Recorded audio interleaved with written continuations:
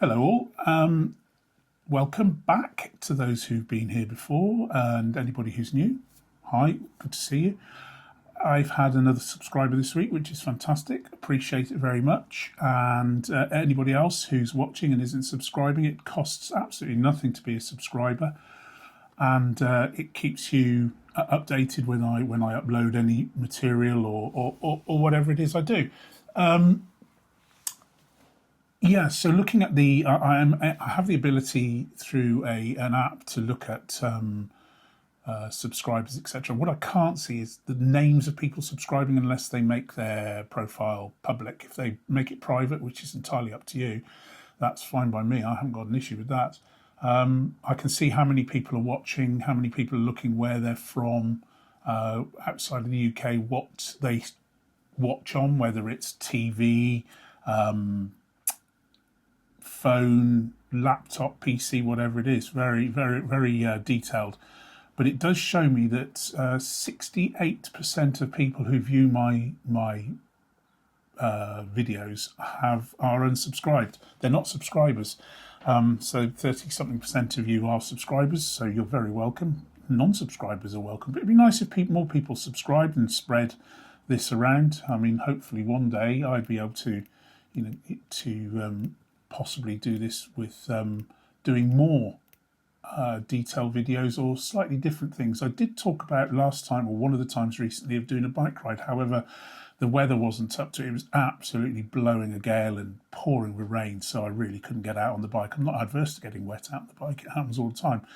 But I wasn't prepared to go out and risk something happening just for the case of a quick video.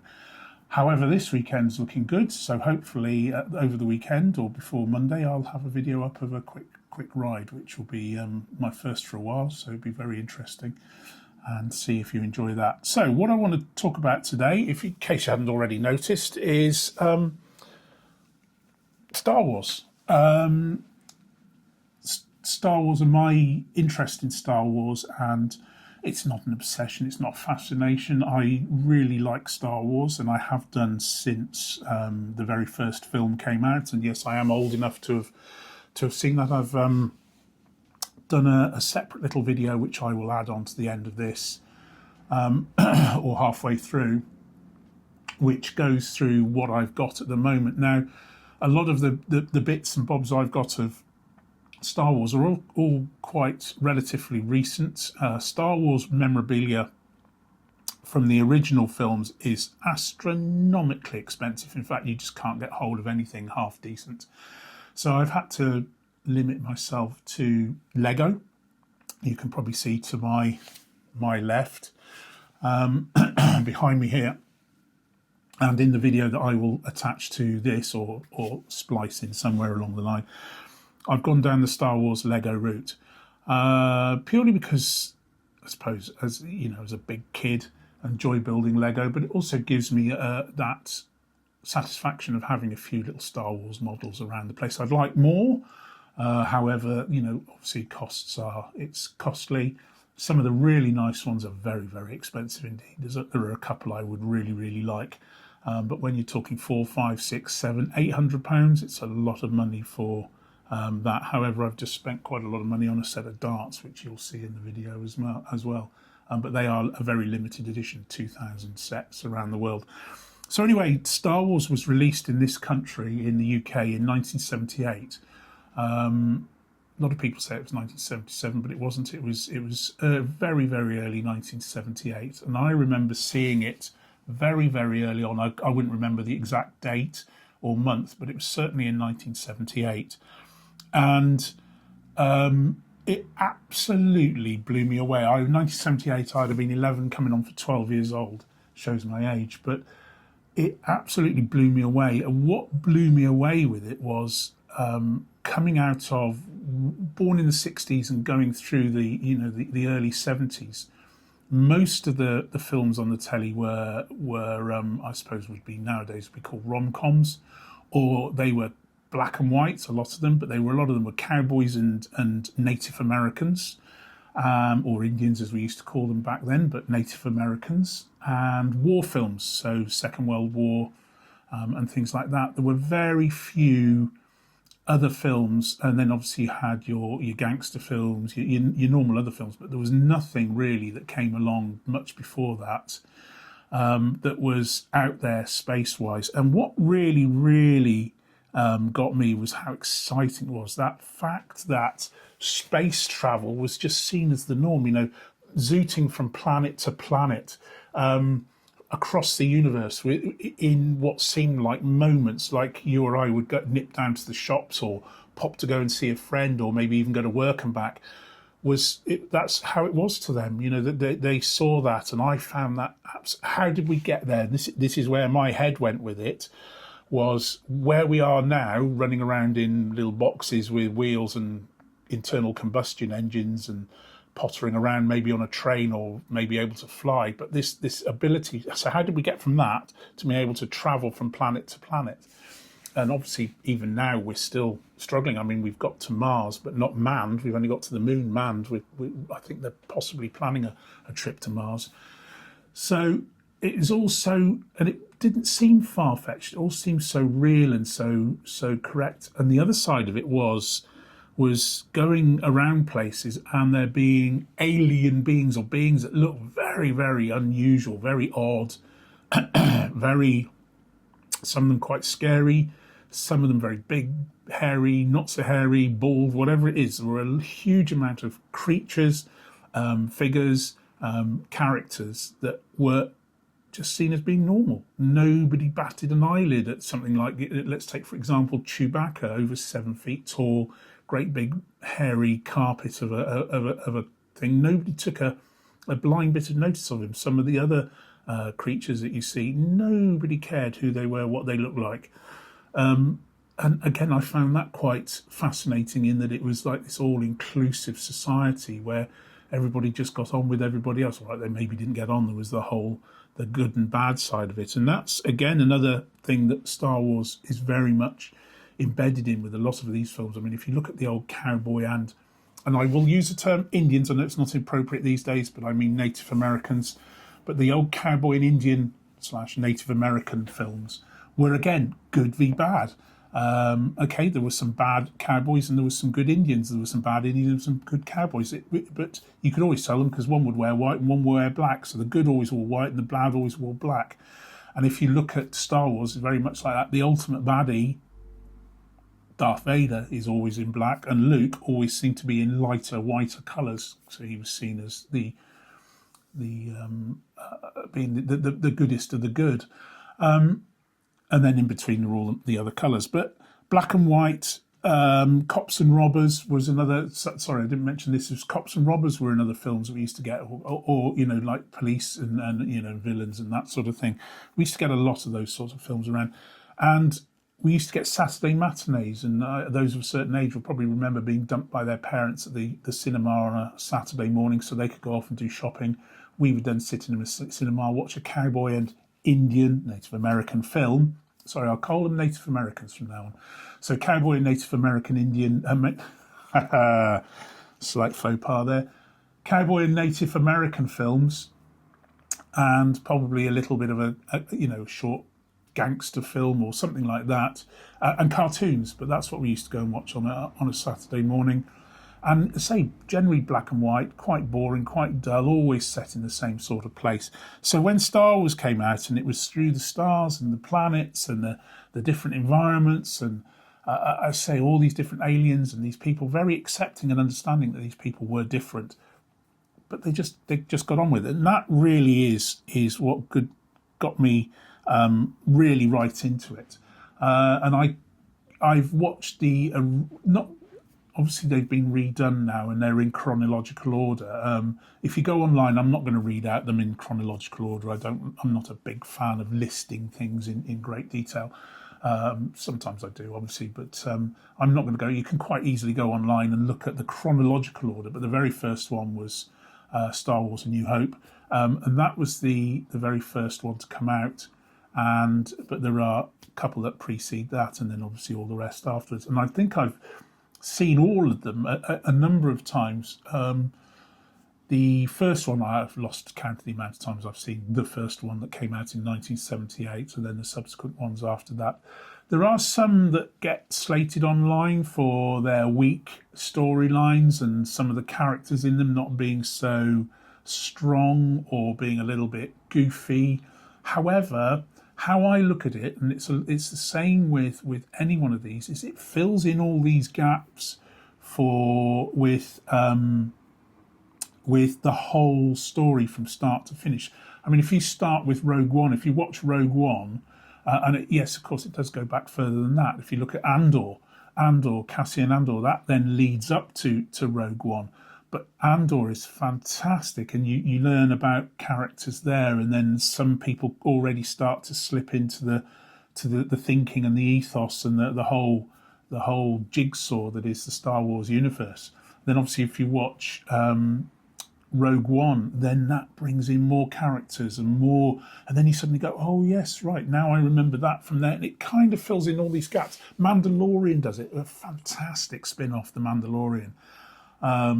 Absolutely phenomenal series. I can't wait for that to come out. Then we've got the Ahsoka series, which is again fills in gaps. I had heard they were making a second one, but I haven't seen that advertised anymore. It'd be nice to see that. Then we had The Acolyte, which is quite a recent one, a very tough watch, even for a Star Wars fan, quite a tough watch, but again, very good at filling in a lot of gaps. And that's what a lot of these add-ons do. The Disney add-ons have done is they've added dimensions to, and they've added depth and strength to the story, the whole story, and they filled in all these gaps like a giant jigsaw, as I said. I've read somewhere that they're doing a Yoda film, which would be fantastic. I know there's a Mandalorian and Grogu one coming out, Grogu being what a lot of people call Baby Yoda, but it's not. But Grogu's coming out with Mandalorian later this year, which will be, I'm sure, will be fantastic, as long as they use Pedro Pascal as the Mandalorian. He's epic as that.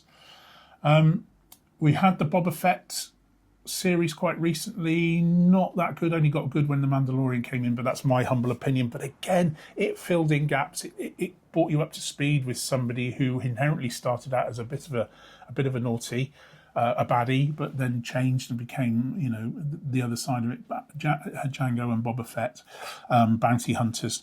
So really what I'm talking about is when Disney took over, how did I feel about that? Well, to be perfectly honest with you, what Disney have produced has been, I think, has been absolutely fantastic. The amount of money they've got, the production quality, the ability to keep it going with CGI and everything else. Unfortunately, we've lost a number of the characters over the years. I mean, fortunately, R2-D2, Kenny Baker is no longer with us. Darth Vader, Dave Prowse is no longer with us. Chewbacca, Peter Mayhew is again no longer with us. And of course, obviously, we lost relatively recently Princess Leia.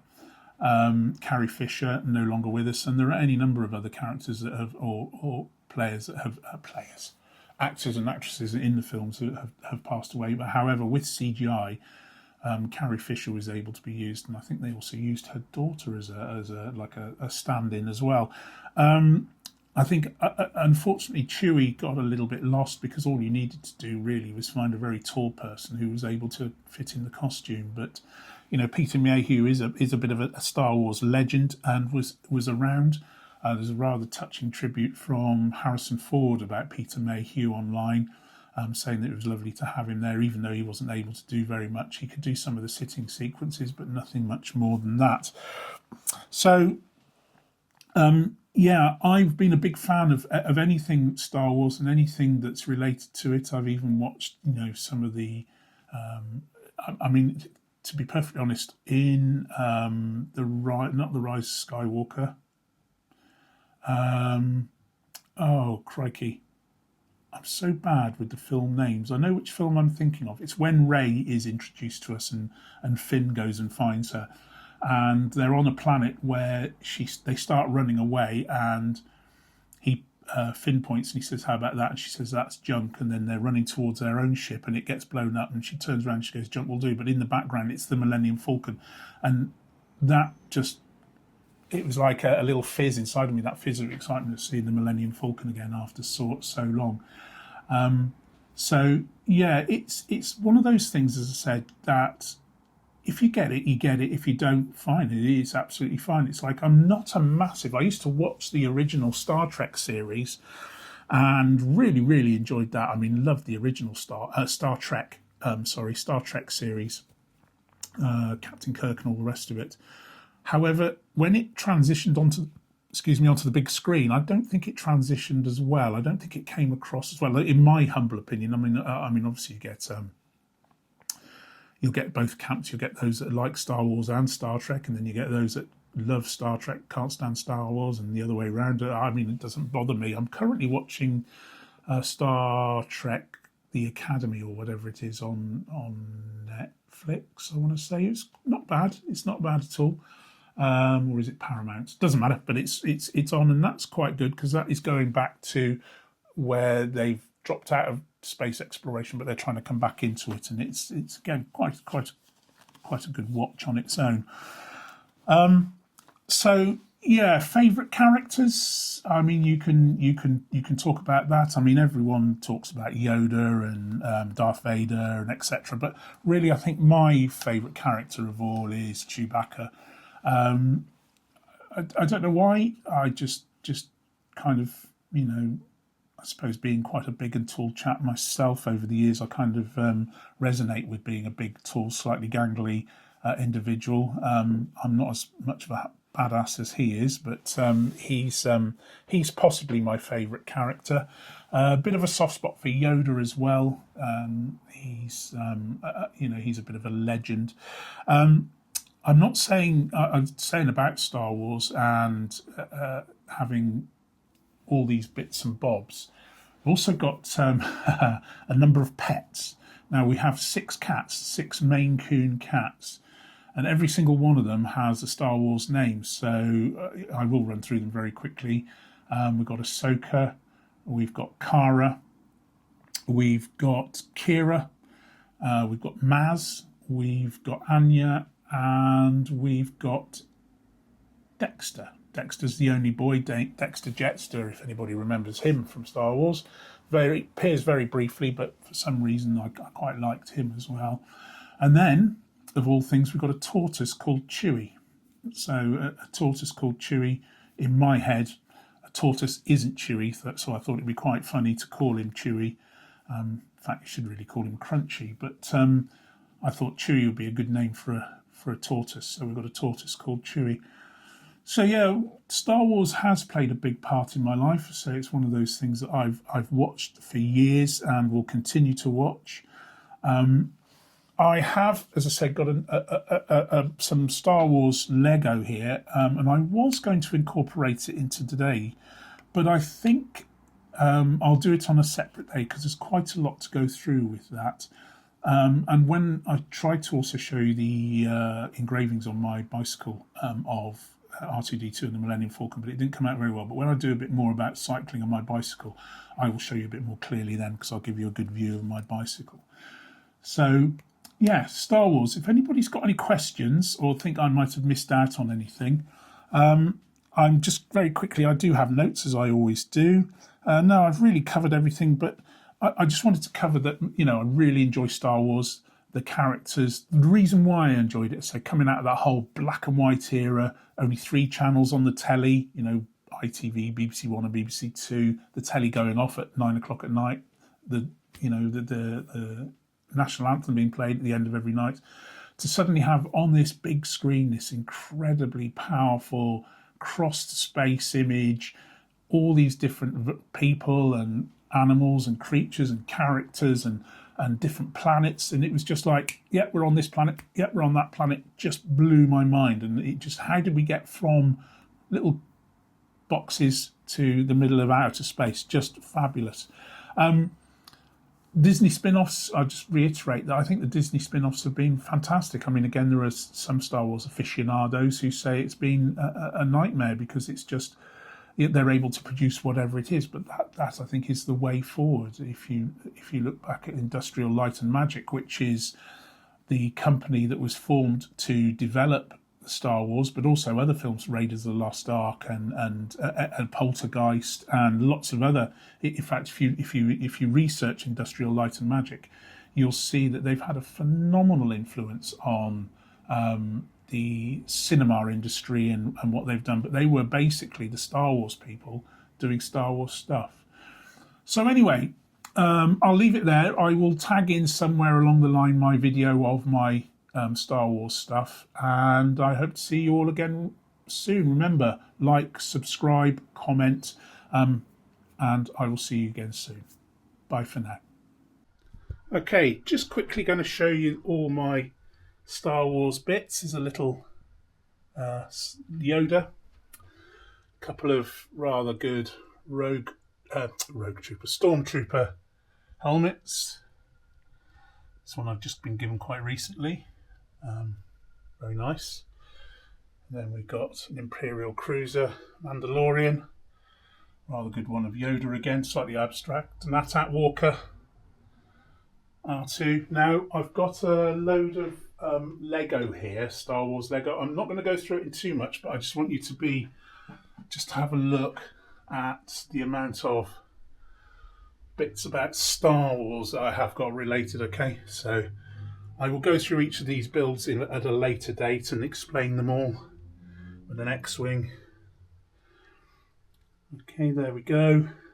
Sarlacc pit. Another one of Yoda. And then some more slightly. Again, I say I will go through these in more detail and explain them all when I talk about Lego. Just going to very quickly show you my desk. So on my desk I have the giant mouse mat, which is Millennium Falcon. Then I've got 4 coasters, which are insignia from the Rebel Alliance and etc. And we've got some more. You've just seen all of these. These are behind me at all times. I think I should try and start changing them out so there's a different background every time. This is rather a funky one. This has got lots of little detail in it. Really like this one of my favourites actually, if I'm honest. It's got loads of detail in it, lots of bits. Love the little R2 projecting the layer out, and Chewie. Then I've got an X-Wing R2 Ahsoka Tano. Brief glimpse at the dartboard there. More Darth, and then my Darth Vader limited edition, only 2,000 issued around the world. Limited edition darts. I will show you the darts very quickly if I can get the light right, but they are designed to look like see if I can get that in the light right. So it's if you look at that, it is the handle of Darth Vader's lightsaber. Obviously this comes off and the tip comes out. Oops, sorry, I lost it then. But the tip comes out and it does look like and feel very like his lightsaber. Okay, I'll show you that again at a later date when I talk more about darts. Try and get that back into it. It's got a rather nice little holder. Come across, I've got R2-D2 flights on my darts, and then my dartboard, which is supposed to be from the Millennium Falcon cockpit. So you've got the console there, all the way around. These are supposed to be stars flying by, so you go into hyperspace. And then the dartboard itself has detail in it there. TIE fighters, etc, etc. Now I don't know if this is going to come up on the thing because the light is very poor over in this corner, but I will very quickly show you that on my bicycle etched into the frame, if I can get it there, etched in is an R2-D2 there, and I don't know if you'll see this, but there's also a Millennium Falcon etched into the frame there. I had that done specially when I had the bike built for me. So there we are, another quick spin round. So this is my little room. This is where I conduct my podcasting and come out here to relax, cups of tea, etc. Anyway, that's that. Hope you enjoyed that little run around the room. As I say, with the Lego stuff, which I'm kind of looking at now, I will go through that a little bit more when I talk about Lego.